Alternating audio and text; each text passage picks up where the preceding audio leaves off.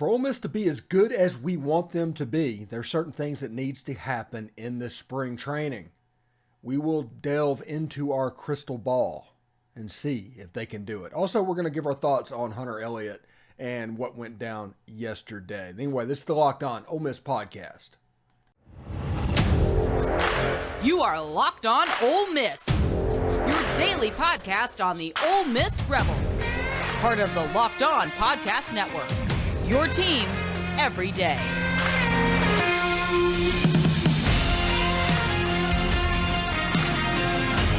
All right, welcome to the Locked On Ole Miss Podcast. I am your host, Stephen Willis. Thanks for tuning in today, and also thank you for making the Locked On Ole Miss Podcast your first listen every day. We are, in fact, free and available on all platforms, including YouTube. Do us a favor, hit subscribe. Go ahead and hit the bell for notifications, and you can comment down below as well as upvote the video itself. We'd appreciate it very much.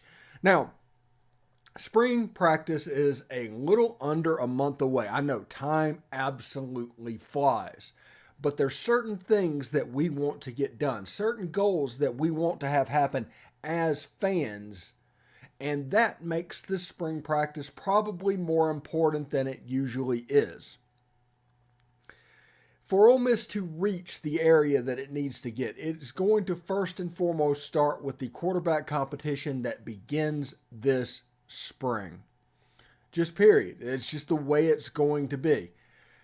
Lane Kiffin, like I said many times before, he wants 2 out of 3 scenarios to absolutely happen. He either wants Jaxson Dart to win the job, absolutely ball out, and go to the NFL.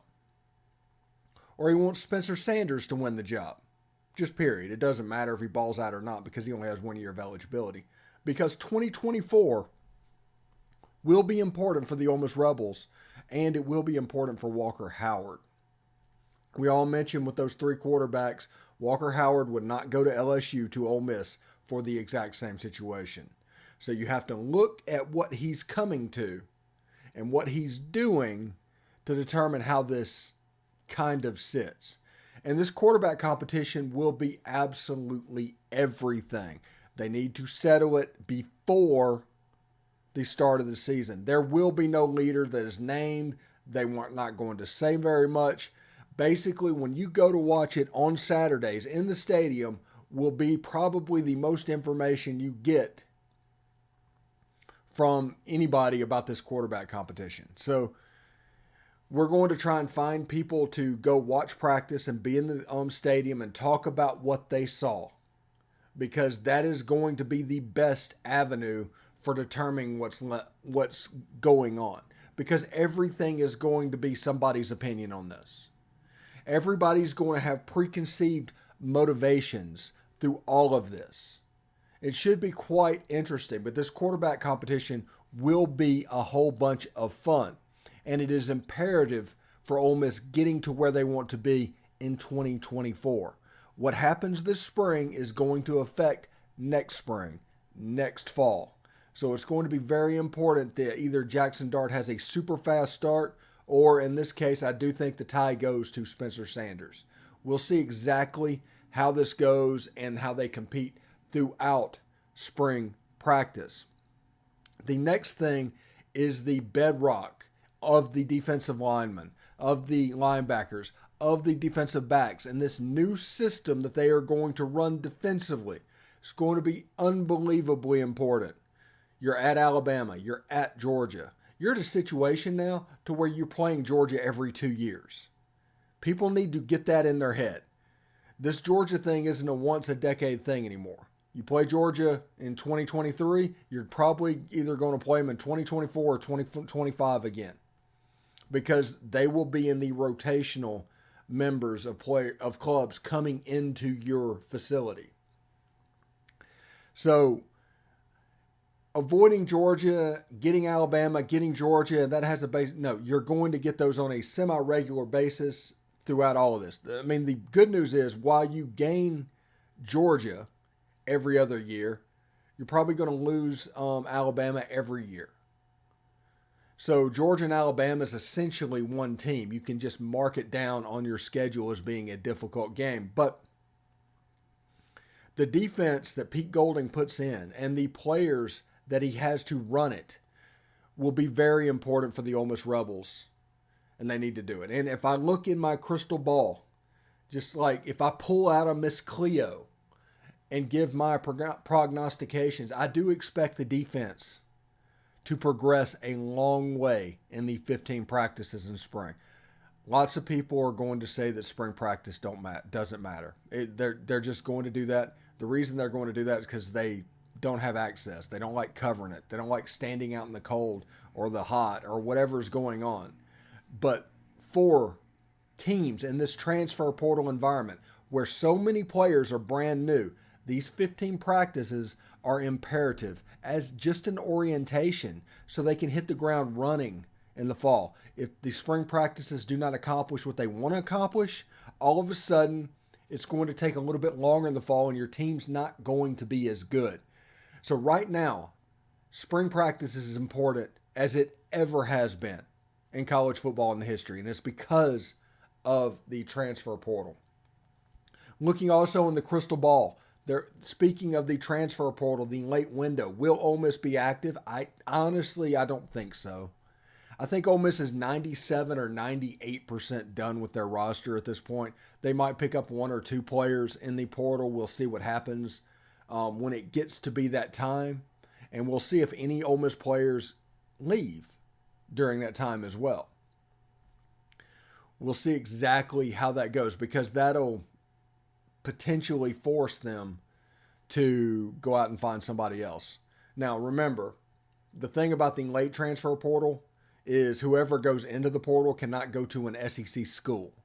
So if they're going to go down to Conference USA, if they are going to go down to the Sun Belt, if they are going over to the Pac-12 or Big 12 or even the Big 10, they can do that, but they can't go SEC to SEC unless they were in the portal before like February 1st, sometime around there.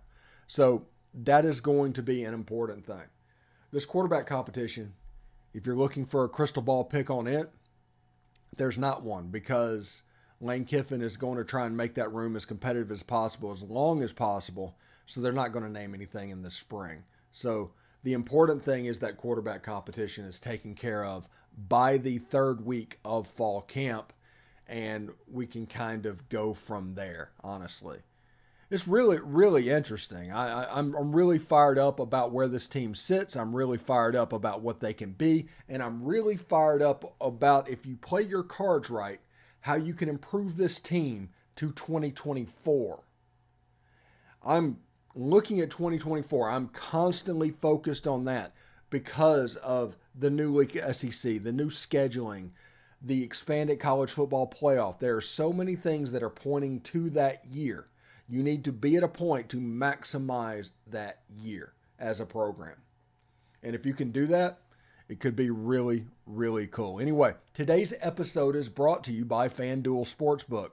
We're at the midway point of the NBA season, and now is the perfect time to download FanDuel. It's America's #1 sportsbook because new customers get a no-sweat first bet up to $1,000.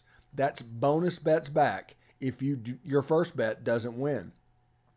Just download the FanDuel Sportsbook app. It's safe, secure, and super easy to use. If you live inside the state of Mississippi, obviously you have to go to a sportsbook in a casino and be on the property and use theirs to gamble. But if you visit Memphis, if you go down to New Orleans, the FanDuel Sportsbook becomes available to you and it's super easy to use. FanDuel even lets you combine your bets for a chance at a bigger payout with same-game parlay. So don't miss the chance to get your no-sweat first bet up to $1,000 in bonus bets when you go to FanDuel.com/lockedon. That's FanDuel.com/lockedon to learn more. Make every moment more with FanDuel, an official sports betting partner of the NBA. All right, thanks again for making the Locked On Ole Miss podcast your first listen every day. Make sure you check out our brand new podcast, Locked On College Basketball. It's got everything you need to know about college basketball in one place. Plus, you get to hear from big-name experts, insiders, coaches, and players.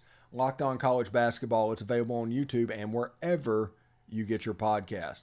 All right, in the first segment, we talked about crystal ball and looking at how spring practice is going to go and kind of the important things storylines going into that. I mean, there's 30,000-foot view. You look down, quarterback competition, defense. I mean, somebody might listen to this and go, duh. But it needs to be said, it is what it is. Now, Wednesday night, media surrounding Ole Miss, surrounding college baseball, starting getting a flutter with the news that Hunter Elliott may have had a catastrophic arm injury. Now, it may come through to this to where Hunter Elliott is that injured, to where, God bless him, he has to miss the whole season, he has to have Tommy John, all of that is on the table. But in this era, to be first, and with a hit rate of about 50% in the media on a good day, I don't know how much we can trust the information that got let out. This is all we really know, honestly. Hunter Elliott threw in his pitching appearance and was kind of fine. He came the next day, had a little bit of arms tightness, threw anyway. On the next day, he came out and threw a little bit harder, had a little bit of more tightness, so Mike Bianco decided to go get an MRI and just have people look at it. After the MRI, they sent all the pictures to orthopedic specialists all around the country that undoubtedly specialize in the elbow and this type of injury that could happen. That is what we know.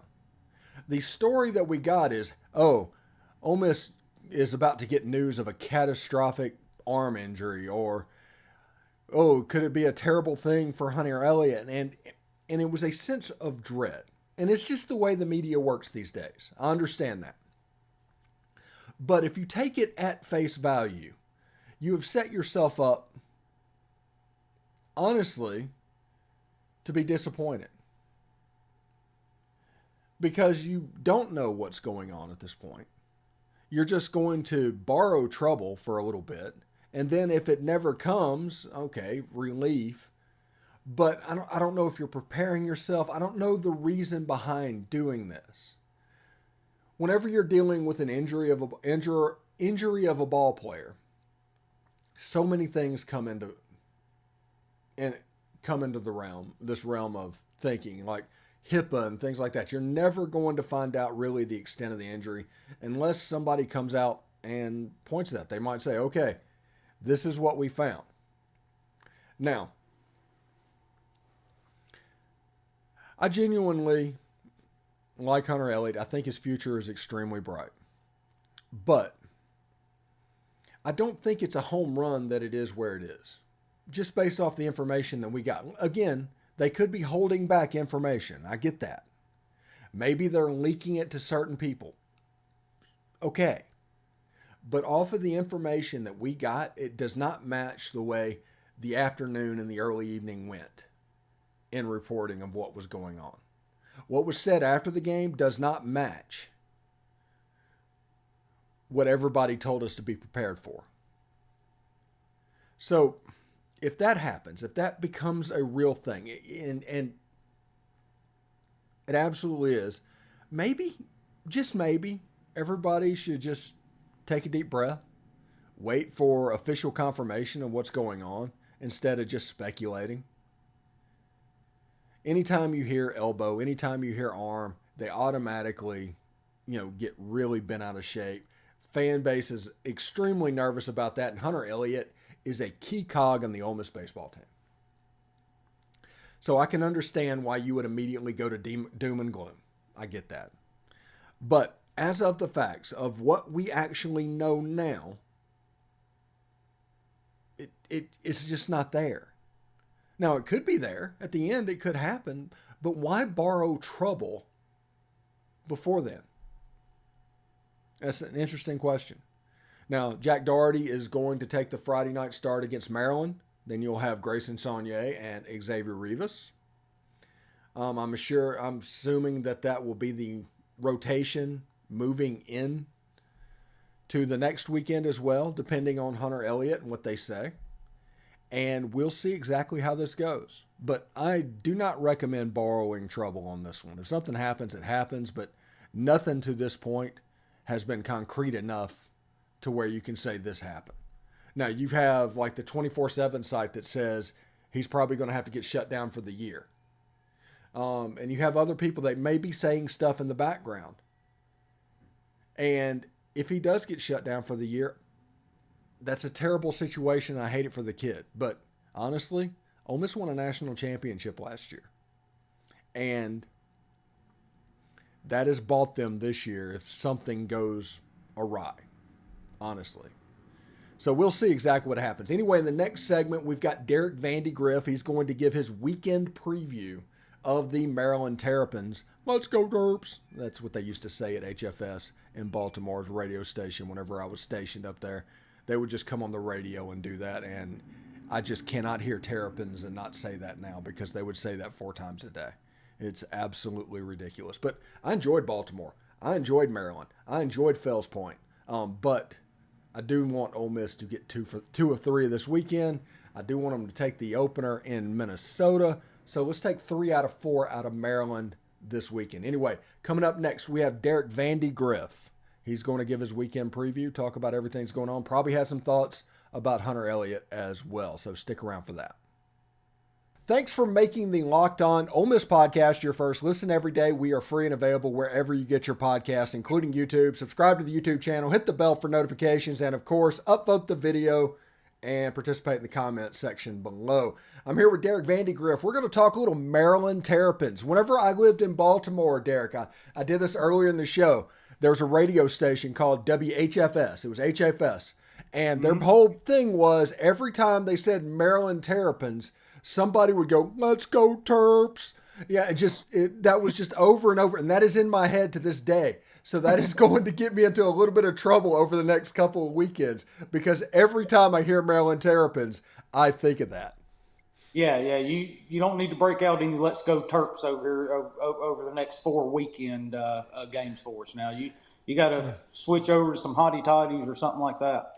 Yeah, the funny thing is, I'm not even a Maryland fan. It's just one of those things where I've heard it so much on the radio, it just stuck in my head. It's just muscle memory at this point. Yeah, exactly. Because I went to a school in the Navy in Fort Meade, Maryland, which is right outside Baltimore. So I had a year basically living in and around the Maryland Terrapins. Cool. Anyway, before we get started, though, I do want to say, on the second segment of this show, we talked about it and got my opinion, but I want to get Derek's opinion on this as well. Now, the situation with Hunter Elliott, whenever we started getting news early in the afternoon that something was wrong, everybody just assumed, oh, this is terrible, this is catastrophic, this is awful.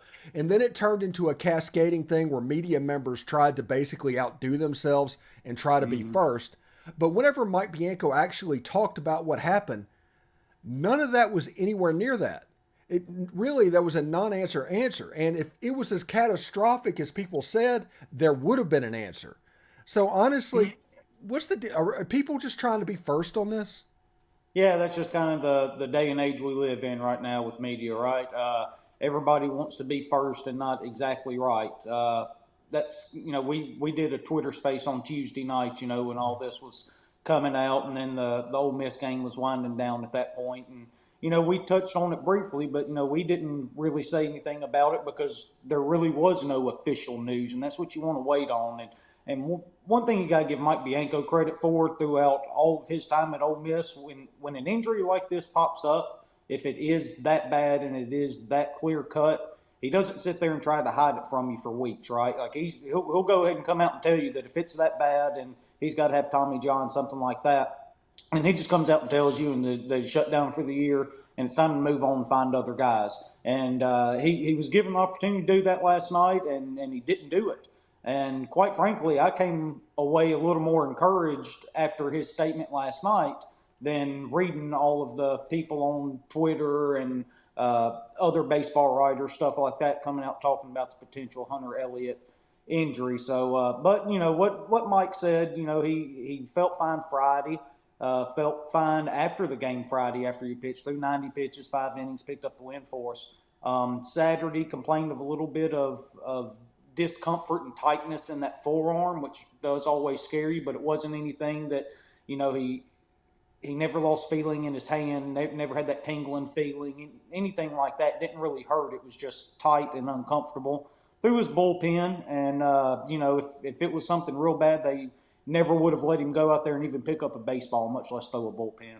So got through it. It was still tight. It still didn't hurt, anything like that. Seen him off for the MRIs and all. And, I had to have MRIs done on my knee last week, and I got them back in less than a day. So I know that a preseason second-team All-American can get his back in less than a day. And if there was something catastrophic on that MRI, then we would already know about it, because, like I said, it's not really something that Mike does is hide it from us. So, I think they're just kind of gathering opinions, getting the rest of it looked at. They use several orthopedics. It's just kind of what they do, and try to get a bunch of different opinions. But if it was as clear-cut as some people made it sound like, then, we would already know about that. So hopefully, this is a situation where he can get some rest, and, it'll heal up on himself. I don't know if you remember or not, Stephen, back a couple of years ago, kind of went through this with Doug Nikhazy. He felt a little bit of tightness, and we shut him down for a few weeks. And obviously there was speculation. It's not what you want to hear, somebody having trouble in the elbow, forearm area. But, after I think it was 2 or 3 weeks we shut him down, he came back and he was absolutely nails. I don't think he lost a game the rest of the year for us. So hopefully we get another situation like that. But the best thing to do is to, sit back, let it play out, and let Mike Bianco and those guys get all the information back from all the different doctors and see what route to take from there. Yeah, and in case anybody knows, I am a professional at getting MRIs. I've had probably 17 MRIs in the last 3 years. And my appointment for the reading of the MRI is 2 hours after I get the MRI. Yeah. So it's a relatively quick turnaround. Yeah. And, and like I said, I'm sure they got results. There was probably something in there they didn't particularly like, but obviously not something that was so catastrophic and clear cut that they want to go ahead and make decisions now. So, give him some rest, let Jack Dougherty get in there. And, we got a good guy with some experience coming into that Friday night, rolled some really good stuff for us, and, really big weekend ahead. And hopefully after 2-3 weeks, something like that, maybe he can be ready for SEC play. All right, let's talk about the Maryland Terrapins. What are we looking at coming into Oxford? A very, very good baseball team. They won the Big Ten last year, and the clear-cut favorite to win it again this year. It's a team that can really swing it, but we're going to face a real ace come Friday night with Jason Savicle. He's a preseason second-team All-American coming into this year. He's one of the top prospects in the Big Ten for this year. He's a pretty big kid. He had a good year last year, went 8-3 with a 2.93 ERA, 123 strikeouts in 107 innings. Doesn't walk a lot of guys.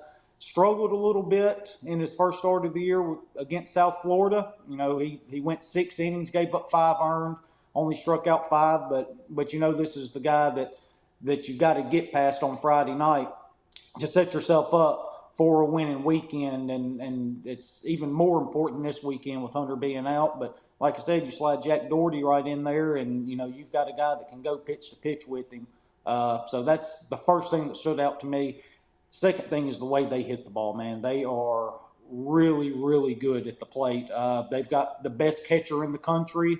In Oxford, you're going to see probably 2 of the top 3 shortstops in the entire country this year, with Jacob Gonzalez and Matt Shaw. He had a really, really good year last year. Hit 290, 22 home runs, and then goes up to the Cape Cod, and he leads the entire league with like a 320-something batting average. He comes back and he swings it real well. The catcher's really interesting. Luke Schleiger, he's a really good receiver and a really good defensive catcher. He can really control the run game, kind of like Dunhurst and Cooper Johnson have been able to do for us the last several years. But what's so interesting is his bat. He's a high average hitter. He's a power hitter, and he runs. He had 14 stolen bases last year. He's a guy that can contribute in every single facet of a baseball game, especially from the catcher position. And that's something you don't see a whole lot. So I'm really interested to see him play. And then they've got Nick LaRusso for the third baseman, another really good hitter, hit 322 with 15 bombs last year. Kevin Keister at second base, 317 with 11 bombs. And, just kind of looking back at their year last year, you see all of these guys that have anywhere from, 9 all the way up to 22 home runs. There's probably like 8 of them returning this year. It's crazy. But the thing that really caught my eye is how many doubles they hit. Every one of them have hit anywhere from 11 to 20-something doubles on top of it, too. So it's a team that really strikes the ball well, really hits the ball hard, and can do more than just send it out of the ballpark. They just eat you alive with extra bases. And they've got another really good starter, too. Their Saturday guy's real good. He's one of the top, I want to say 20 prospects, 15 prospects, something like that, coming out of the Big Ten. His name's Nick Dean, and he just showed out last week against South Florida in that big bounce-back game for Maryland. 6 innings, 1 hit, 1 walk, 8 strikeouts, guy with a really live arm.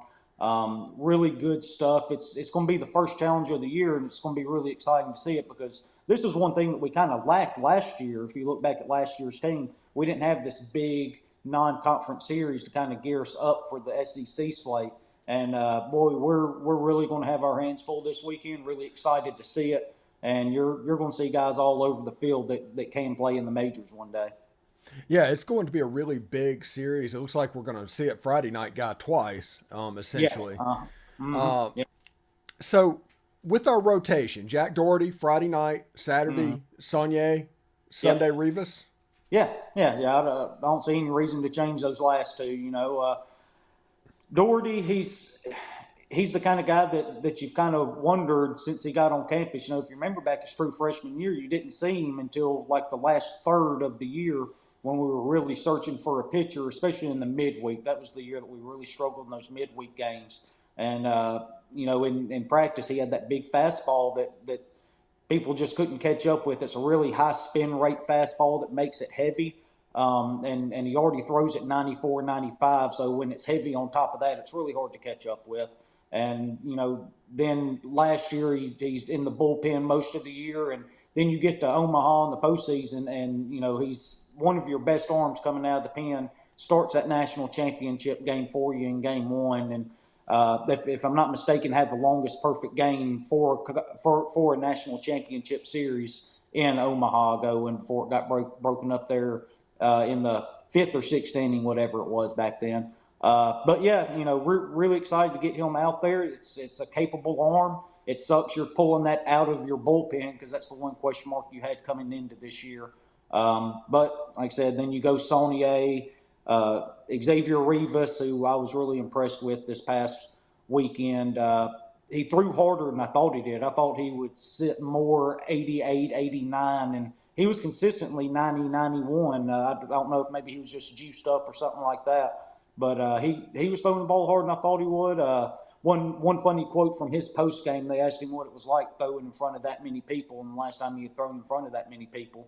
And he said, I've never thrown in front of this many people. He said, last year there was more people at the game Sunday than there was last year all combined for the entire year.